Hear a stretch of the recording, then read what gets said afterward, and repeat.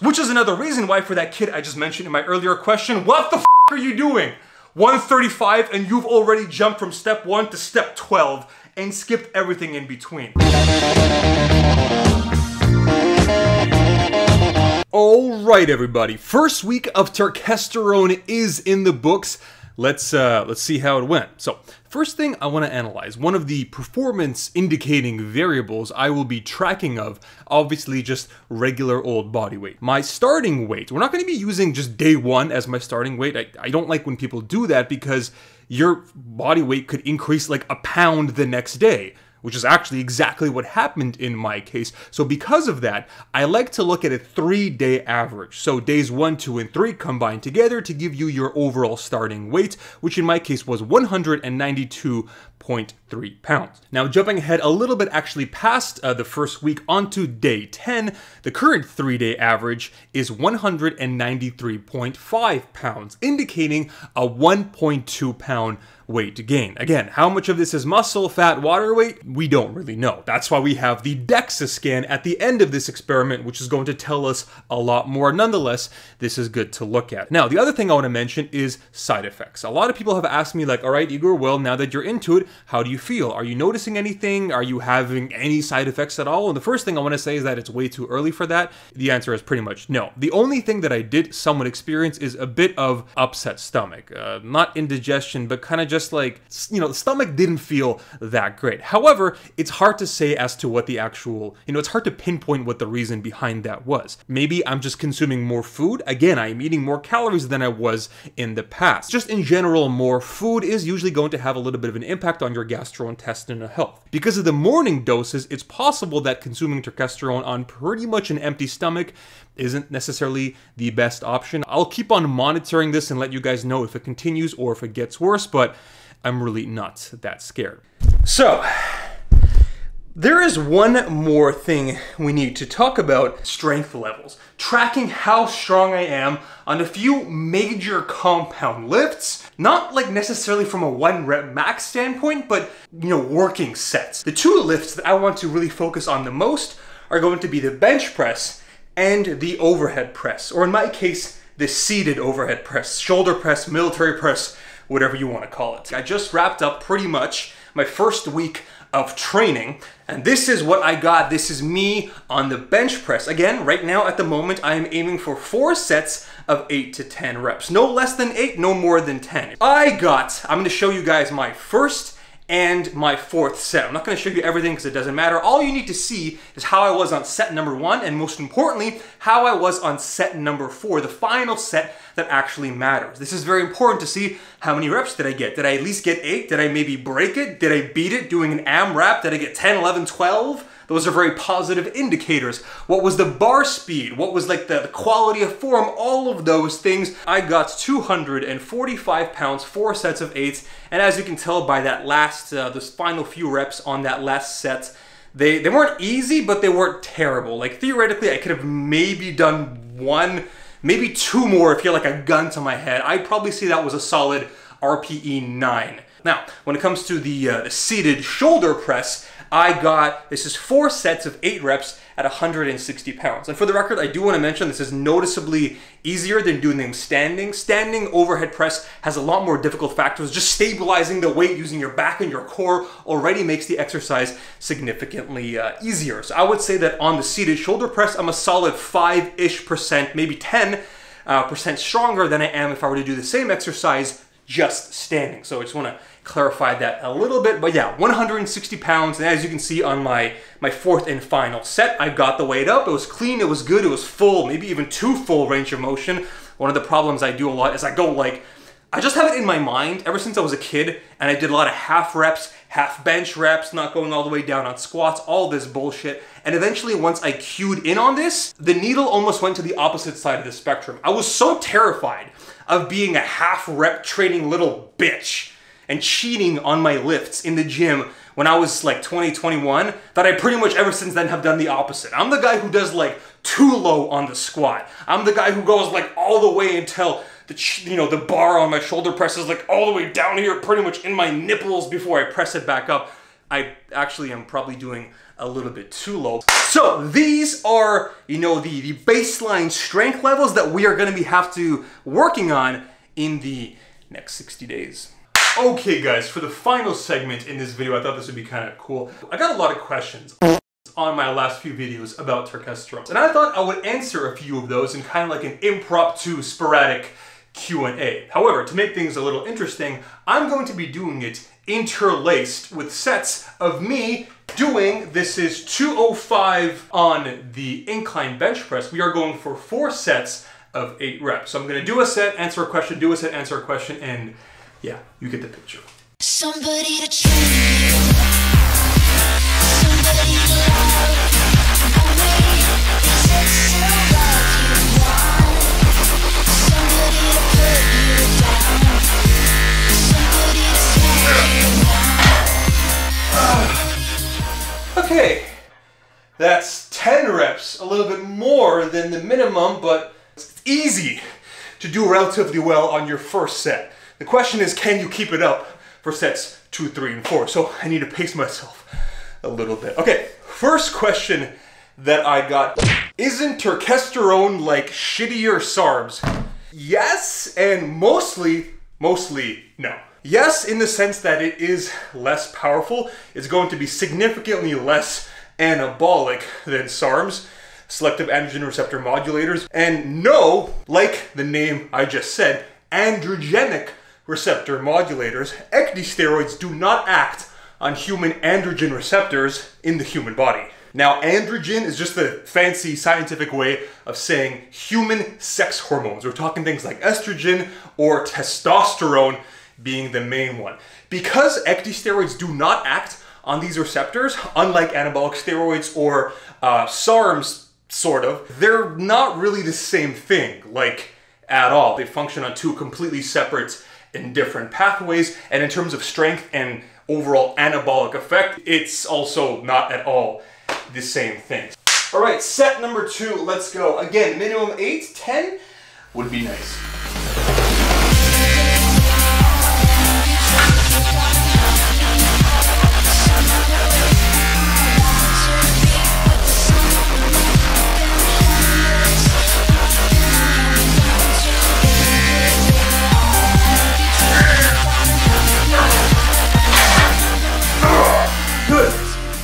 Alright, next question. Can you do a video on the dosage that needs to be taken for turkesterone and ecdysteroid? Okay, so first things first, we don't really have a good knowledge base as to what the optimal dosage is. However, based on the few sources we do have, which I talked about in my previous video, and based on just anecdotal reports, I have actually talked to Derek. You saw my previous video I did on this. He reached out, he liked the video, and he mentioned that based on the anecdotal reports, it seems as if the ideal sweet spot is somewhere between 150 to 300 milligrams of standardized turkesterone per day. That's actually one of the reasons why I did go with Derek's option for turkesterone, because it's one of the few sources out there which actually says right on the back of the bottle, standardized to 10% turkesterone. So you're taking in 500 milligrams of substance, of powder per capsule, but only 10% of that is actually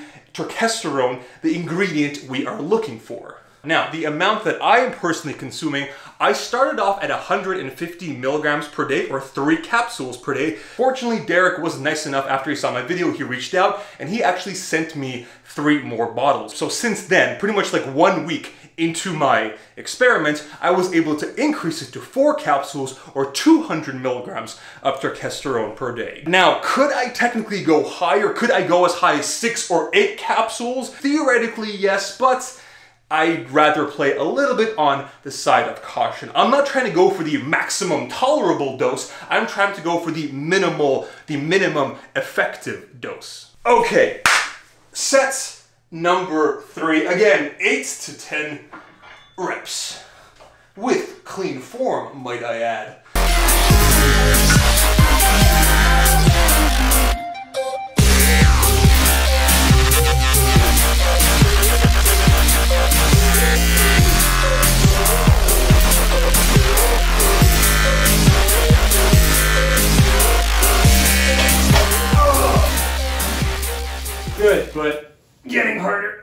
On my second bottle of Turk, he means Turkesterone, horrible diet consistency. Once it's off to a great start.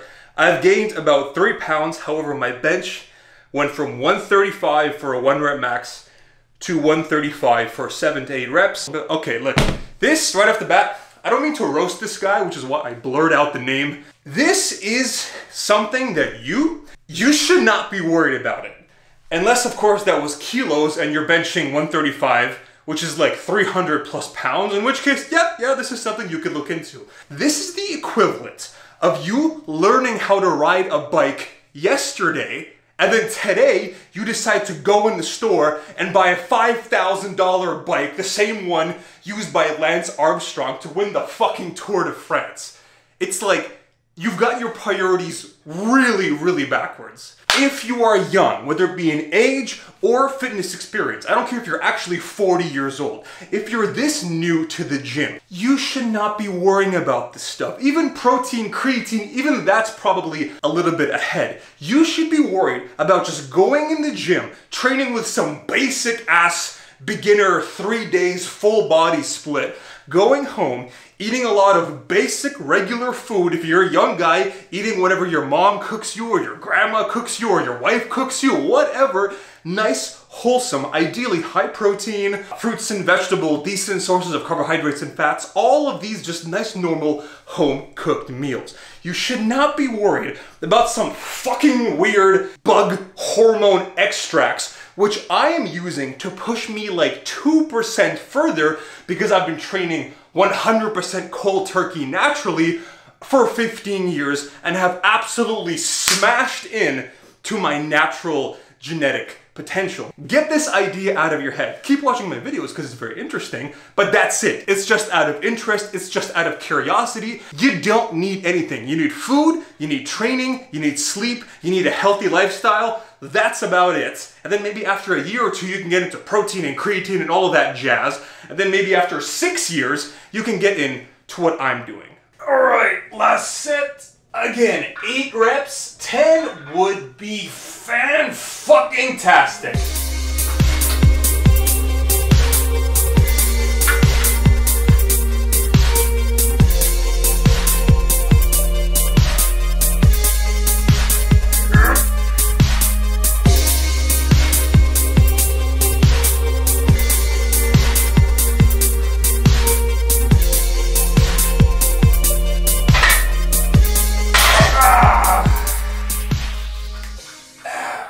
Felt good. Probably had like 1 more in the tank. Ideally if I didn't bash on that thing, but yeah, good set. Next time, we're moving up. 210, maybe 215.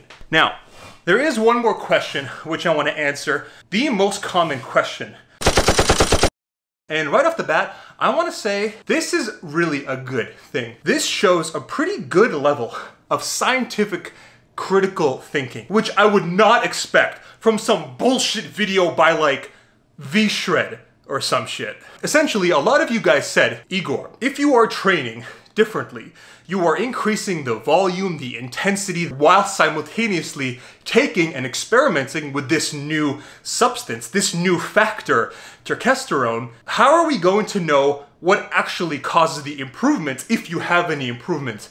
That is, because your change or increase in training load is going to serve as a secondary confounding variable. And to be honest, in this case, relating it back to my experiment, yes, that is actually kind of true. However, that's kind of not the actual goal of my experiment, of my bulking cycle. And this might be a little bit my fault. I might have misconstrued this in my previous video, and for that, I apologize. If I was either new to fitness or not even new to fitness, just kind of like still intermediate with fitness, anywhere on your fitness life spectrum where you still have a decent, not even large, but just decent amount of muscle mass that you could still put on naturally. You are 50%, 70%, even 80% of the way towards your natural genetic limitation.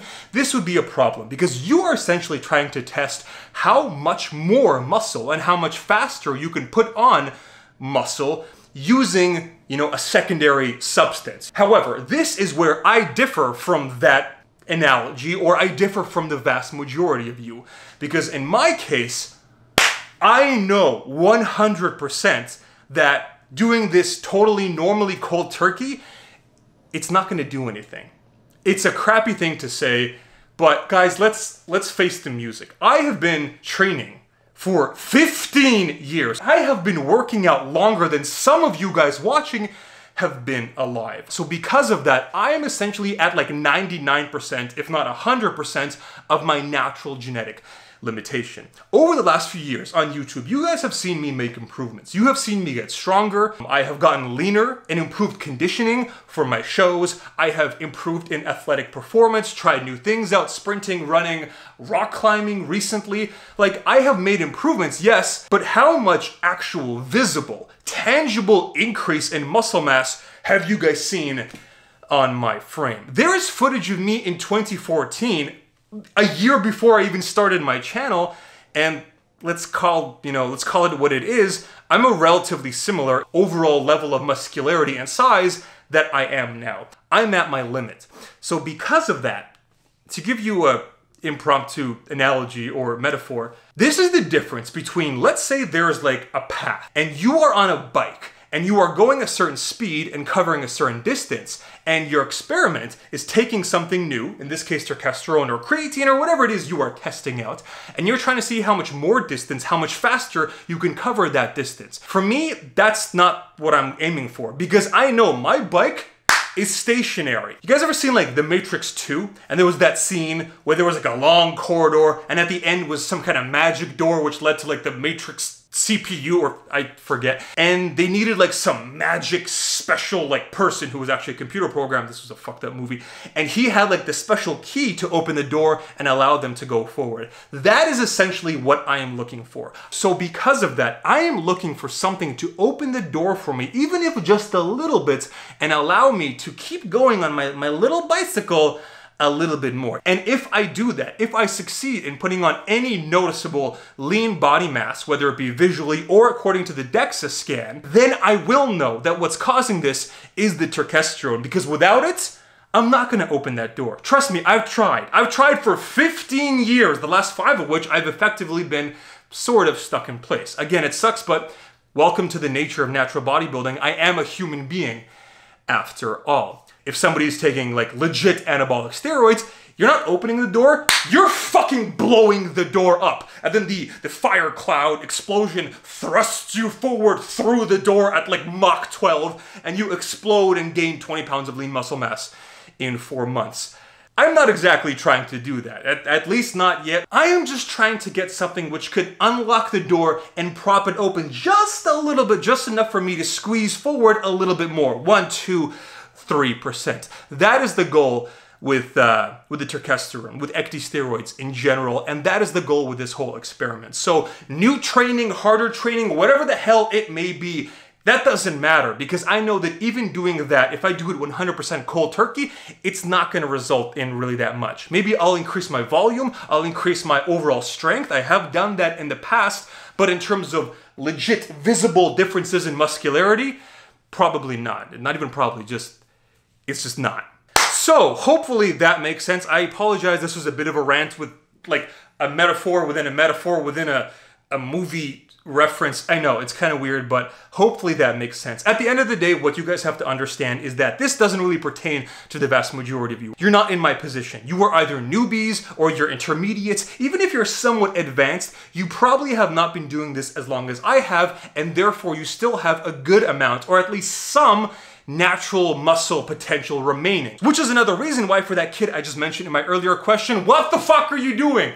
135 and you've already jumped from step 1 to step 12 and skipped everything in between. Do all this, and then when you get to my point, when you're benching over 300 pounds, then you could start Googling around for weird bug steroids.